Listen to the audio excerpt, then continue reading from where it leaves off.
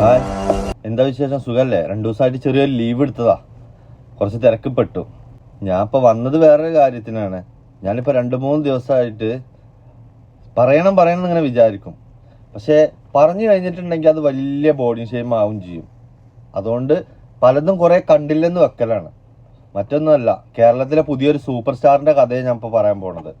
ഈ super star ഇപ്പോൾ കുറച്ച് ദിവസമായിട്ട് ഈ കല്യാണ ഫംഗ്ഷനിൽ മാത്രമാണ് അറ്റൻഡ് ചെയ്യുന്നത്. അതും പ്രത്യേകിച്ച് മുസ്ലിം വിഭാഗത്തിന്റെ കല്യാണത്തില് ഈ കൂട്ടുകാരന്മാര് കാണിക്കുന്ന ഒരു കോമഡിയാണ്.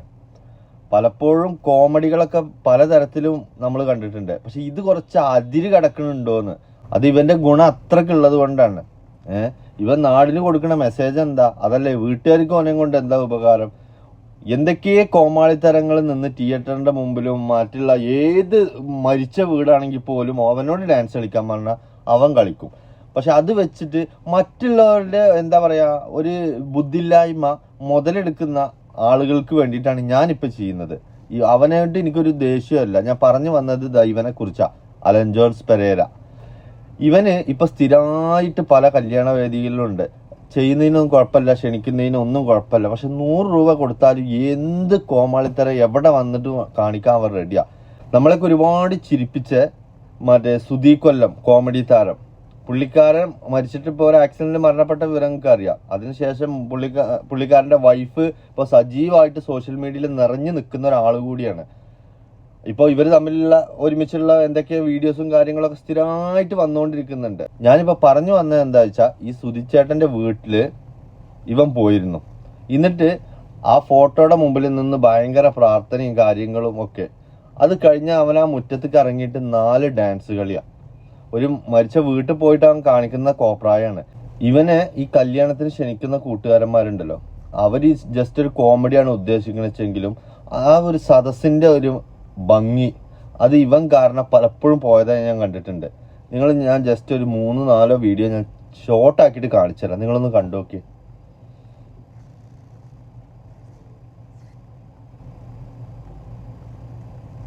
നോക്കിയേ. എന്താണ് ആ വേഷം കെട്ടൊക്കെ? എന്താണ് അവൻ കാണിക്കുന്നത്? അവനെ വെച്ചിട്ട് പെണ്ണിനെയും ചെക്കനെയും കറക്കലും തിരിക്കലും. ഇവൻ ഏതറ്റം വരെ വേണമെങ്കിലും പോകാൻ ഇവനിക്ക് മടിയില്ല. കാരണം അതിനുള്ള വിദ്യാഭ്യാസവും അതിനുള്ള അന്തേ അവനിക്കുള്ളൂ. സ്വന്തം അമ്മക്കൊന്ന് ഫോൺ ചെയ്യാനൊരു അവതാരിക പറഞ്ഞപ്പോ അവൻ വിളിച്ചിട്ട് കടന്ന് മെഴുകണങ്ങൾ കണ്ടിട്ടില്ലല്ലോ.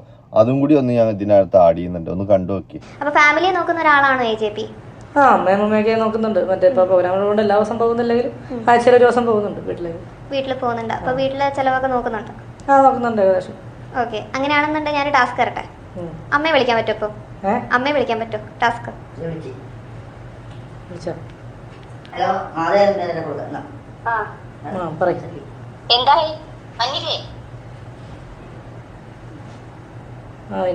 ഇന്റർവ്യൂല പറയും. ഇന്റർവ്യൂവിന്റെ അകത്താ, ഷൂട്ടില്ല.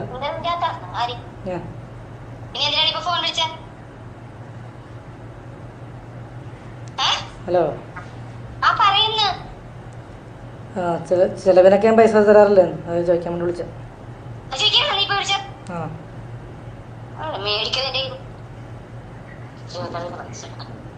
അവന് മടിച്ചു നിക്കുന്നുണ്ട് കേട്ടോ. സ്വന്തം അമ്മക്ക് പോലും ഫോൺ ചെയ്യണമെന്നുണ്ടെങ്കിൽ അവനക്ക് ധൈര്യമല്ല. എന്നിട്ട് അവൻ ഫോൺ ചെയ്തിട്ട് ചോദിക്കണ എന്താണ്? ഞാൻ ചെലവിന് തരലില്ലേ? അതൊന്ന് ബോധ്യപ്പെടുത്താനാണ്. ഇത് ചോദിപ്പിക്കണതും വിളിപ്പിക്കണം. അവരുടെ അന്തം എത്ര ഉണ്ട് എന്നുള്ളത് നമുക്ക് ഊഹിക്കാം. പക്ഷെ മറ്റൊരാളുടെ അംഗവൈകല്യത്തെ ബുദ്ധിയില്ലായ്മയൊക്കെ ഇട്ട് എന്താ പറയാ റീച്ച് ആക്കുന്നതും കോമാളിത്തര ആക്കുന്നതും വലിയ അന്തസ്സിലുള്ള പരിപാടിയൊന്നുമല്ല. ബുദ്ധി ഉള്ളവർ ചെയ്യുന്നവരെ നമുക്ക് അവരെ വേണമെന്നുണ്ടെങ്കിൽ ട്രോളാം. പക്ഷെ ഇവനെ ട്രോളാനും പറ്റാത്തൊരു കോലായി. അതിനുള്ള ഒരു അന്തം വേണ്ടേ? ഇത് ട്രോളാണെന്നുള്ളത് മനസ്സിലാക്കാൻ അതവനിക്കില്ല. പിന്നെ എങ്ങനെ അവനെ ട്രോളും? ഇപ്പൊ 2 ദിവസം മുമ്പ് ആ ഷൈൻ ടോമിന്റെ ഫാദർ ഒരു ആക്സിഡന്റിൽ മരണപ്പെട്ടു. എന്നിട്ട് അവന്റെ ഖേദം വീഡിയോ നിങ്ങൾ കണ്ടിരിക്കണോ? ചെവിക്കല്ല അടിച്ച് പൊട്ടിക്കാൻ തോന്നും. അതൊന്ന് കണ്ടു നോക്കിയേ.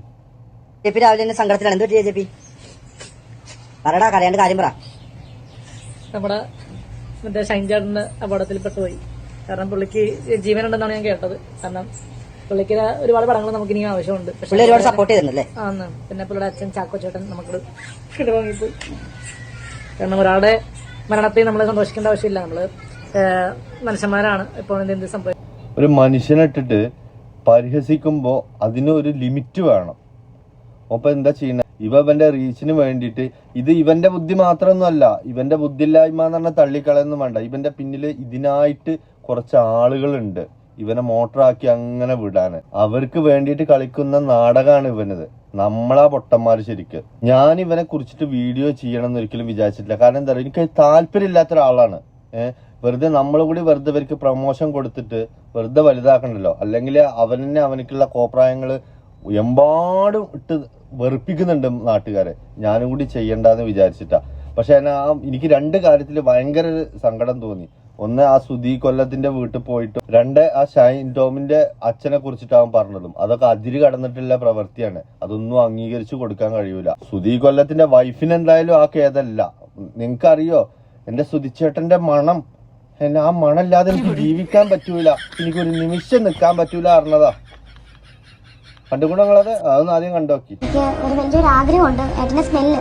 ഇതിലുണ്ട് ഇപ്പോഴും ഏട്ടന്റെ സ്മെല്ല്. അപ്പൊ ആ സ്മെല്ല് എനിക്ക് ലൈഫ് ലോങ് എന്റെ കൂടെ തന്നെ വേണമെന്ന് എനിക്കൊരു വലിയ ആഗ്രഹമുണ്ട്. അപ്പൊ മരിച്ചവരുടെ സ്മെല്ല് എടുത്തിട്ട് പെർഫ്യൂം ഉണ്ടാക്കി നമുക്ക് തരുമെന്ന്. എനിക്ക് എന്റെ ഏട്ടന്റെ മണം ലൈഫ് ലോങ് എപ്പോഴും കൂടെ വേണം. കേട്ടില്ലേ, അവൾക്ക് സുധിച്ചേട്ടന്റെ മണല്ലാതെ ഒരു നിമിഷം ഇരിക്കാൻ കഴിയൂല.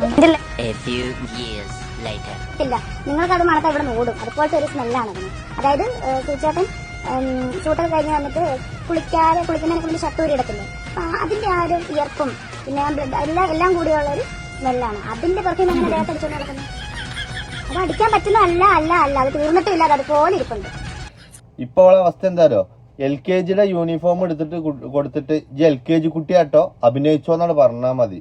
എന്താ ക്യൂട്ടൻസ് ഒക്കെ അന്ന് നോക്കിയൊക്കെ. ആട് ബിലാവിന്റെ ഇലയും കൊണ്ട് പോകുകയാണ്. എന്താ ഫേസിന്റെ ക്യൂട്ടൻസ് ഒക്കെ അല്ലേ. പറഞ്ഞ ബോഡി ഷെയ്മിങ്ങാ, കാണിക്കുന്നതിനൊരു കുഴപ്പമല്ല, എല്ലാത്തിനും ലിമിറ്റ് ഉണ്ട്. ഈ എന്തോ കാണിച്ചോ. പക്ഷെ ഒരുപാട് ആളുകളെ ചിരിപ്പിച്ച ഒരു കലാകാരന്റെ ഭാര്യയാണ്. കോപ്രായങ്ങൾക്കൊക്കെ ഒരു ലിമിറ്റ് ആകാം. നീ നിനക്ക് ഇഷ്ടമുള്ള പോലെ ജീവിച്ചോ, പക്ഷെ ആ ഐഡന്റിറ്റി മാറി നിന്നിട്ട് ഇപ്പോഴും നിന്നെ ജനങ്ങള് ഒരാൾ ഇഷ്ടപ്പെടുന്നുണ്ടെങ്കിൽ അത് നിന്റെ കഴിവ് കൊണ്ട് മാത്രമൊന്നുമല്ല, അങ്ങേരുടെ പേരിലും കൂടിയാണ്. പക്ഷെ അങ്ങേരുടെ ഒക്കെ ഫോട്ടോയുടെ മുമ്പിൽ വെച്ച് ഇത്ര ആളുകളെ കൊടുന്ന് മറ്റേ ഡാൻസ് കളിപ്പിക്കും, റീച്ച് ഉണ്ടാക്കും ചെയ്യുമ്പോൾ അതിനെ കുറിച്ചിട്ട് 4 പറഞ്ഞില്ലെങ്കിൽ എനിക്കൊരു സമാധാനം ഉണ്ടാവൂല. ഞാൻ ആരാണെന്ന് ചോദിക്കും. ഞാൻ ആരാന്ന് ചോദിച്ചാ ഞാൻ പ്രത്യേകിച്ച് ആരും അല്ല, അങ്ങനെ തന്നെ കൂട്ടിക്കോ. എന്താ ചെയ്യാ, പറഞ്ഞു പോവുകയാണ് അറിയാണ്ട് നിങ്ങളുടെ കാണിക്കൽ കാണുമ്പോൾ. നിനക്കും അവനക്കൊക്കെ മരിച്ചൊരു മനുഷ്യനോട് പോലും ദയ ഇല്ലാത്ത രീതിയിൽ വീഡിയോ ചെയ്യാമെങ്കിൽ ജീവിച്ചിരിക്കണ നിങ്ങളെ കുറിച്ചിട്ട് എനിക്ക് ധൈര്യമായിട്ട് വീഡിയോ ചെയ്യാം. അതിന് ഒരു പ്രശ്നവും ഞാൻ കരുതുന്നില്ല. നിങ്ങൾക്ക് അത് നിങ്ങളുടെ റൈറ്റ്സ് ആണെങ്കിൽ എനിക്കിത് എന്റെ റൈറ്റ്സാ.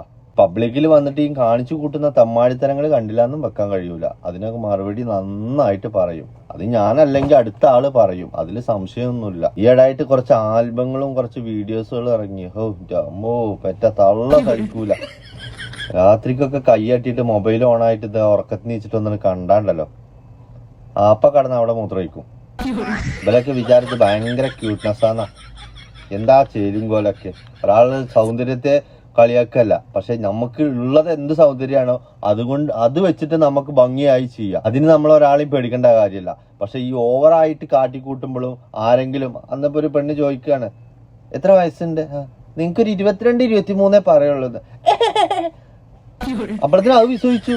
ഇതാക്കുകയാണെന്ന് മനസ്സിലാക്കണ്ടേ. ഇതിന്നെ വെറുതെ ഇട്ട് ഊക്കുകയാണെന്ന് മനസ്സിലായി. അതിനില്ല അന്തല്ല. പിന്നെന്താ ചെയ്യാ, പിന്നെ ആ 23ന്റെ കളിയാ തുടങ്ങി. പിന്നെ അവിടുന്ന് അങ്ങോട്ട് 23ന്റെ കളികളാണ്. അതെന്താ, മറ്റാൾ 23 എന്ന് പറഞ്ഞില്ലേ, അപ്പൊ പിന്നെ ഞാൻ 23. ഇതാണ് അവസ്ഥ. ചക്കിക്കൊത്ത ശങ്കരൻ എന്ന് പറഞ്ഞ മാതിരി ഇവല അനിയത്തിപ്രാവിലെ കുഞ്ചാക്കോനും ശാലിനിയായിട്ട് അപ്പൊ വീഡിയോ സംഗതി ഇവരെ വെച്ച് കഴിഞ്ഞാൽ നല്ല റീച്ചും വ്യൂസും കാണും. കാരണം ഇപ്പൊ ജനങ്ങൾക്ക് ആവശ്യം ഇങ്ങനത്തെ എന്താ വെച്ചിട്ടുണ്ടെങ്കിൽ കുറെ ബുദ്ധി ഉണ്ടായിട്ടൊന്നും കാര്യമല്ല, വിവരം ഉണ്ടായിട്ടും കാര്യമല്ല. ഞാൻ പൊട്ടനാണ് എന്നുള്ളത് മറ്റുള്ളവരെ ബോധ്യപ്പെടുത്തണം, ഇന്നാ പിടിച്ചു നിൽക്കാം. അതാണ് ഇപ്പോഴത്തെ സോഷ്യൽ മീഡിയന്റെ ഒരു പ്രത്യേകത. നിങ്ങൾ തന്നെ ഒന്ന് ആലോചിച്ച് നോക്കെ. ഞാൻ സത്യസന്ധമായിട്ട് പറയണം, വേറെ ഏത് നാടിന്റെ ഏത് ചാനലുകൾ എടുത്തു നോക്കി, നിങ്ങൾ ലൈവിലാ ഗൂഗിളിൽ കയറിയിട്ട് വേറെ ഏതെങ്കിലും ചാനൽ എടുത്തു നോക്കാം, അതിൽ ഇന്റർവ്യൂ നടക്കുക. റൊണാൾഡോ, മെസ്സി, ആ നാട്ടിലെ പോപ്പുലർ ആയിട്ടുള്ള ഏതെങ്കിലും ആളുകളുടെ ഒക്കെ ഇന്റർവ്യൂ, കലാപരമായിട്ടോ അതല്ലെന്നുണ്ടെങ്കിൽ കായികപരമായിട്ടോ അതല്ലെങ്കിൽ കഴിവുകളുള്ള ആളുകളോ, ഇങ്ങനത്തെ ഒക്കെ വലിയ വലിയ ആളുകളെ ഇന്റർവ്യൂ നടക്കുക. നമ്മളെ ചാനലിൽ അതാ നടക്കുന്നത്. ഇജാതി വാണങ്ങളെ വെച്ചിട്ടാ. ഇത് തുറക്കാനേ പറ്റൂല. ഇവനൊക്കെ കാലും കയറ്റിയിട്ടാണ് ഇരുന്ന് ഇന്റർവ്യൂ എടുക്കണം. അതിനായിട്ട് കുറേ മഞ്ഞ ചാനലുകളും ഉണ്ട് ഇവനെ വെച്ച് കാശുണ്ടാക്കാൻ. അതെന്നാ ഈ മോയന്തിന് മനസ്സിലാകുന്നുണ്ടെങ്കിൽ അതിനുള്ള അന്തം വേണ്ടേ? ആരെങ്കിലും ഓനോട് ഇജ് പൊട്ടനാണെന്ന് പറഞ്ഞിട്ടുണ്ടെങ്കിൽ എന്താണ് ഈ പൊട്ടൻ എന്നുള്ളത് അറിയാനുള്ളൊരു ബുദ്ധി വേണ്ടേ? അതില്ല. പിന്നെന്താ ചെയ്യാ?